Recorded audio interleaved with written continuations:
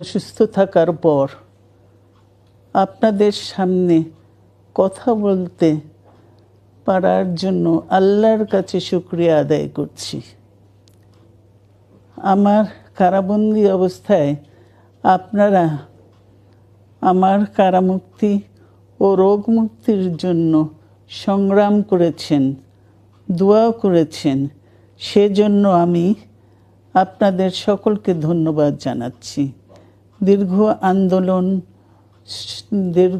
আন্দোলন সংগ্রাম ও ত্যাগের মধ্য দিয়ে আমরা ফ্যাসিবাদী অবৈধ সরকারের কাছ থেকে মুক্তি পেয়েছি।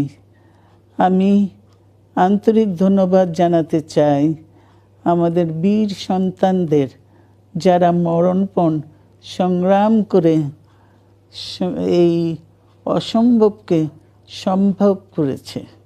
শত শত শহীদদের জানাই শ্রদ্ধা। এ বিজয় আমাদের নতুন সম্ভাবনা নিয়ে এসেছে। দীর্ঘদিনের নজিরবিহীন দুর্নীতি,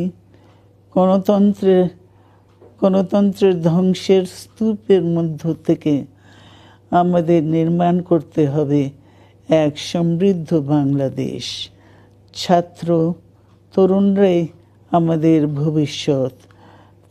তরুণরা এই যে স্বপ্ন নিয়ে বুকের রক্ত ঢেলে দিয়েছে, সেই স্বপ্ন বাস্তবায়নে করতে মেধা, যোগ্যতা, জ্ঞান ভিত্তিক গণতান্ত্রিক বাংলাদেশ গড়ে তুলতে হবে।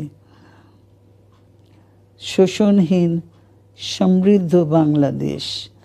সকল ধর্মের গোত্রের অধিকার নিশ্চিত করতে হবে। শান্তি, প্রগতি আর সাম্যের ভিত্তি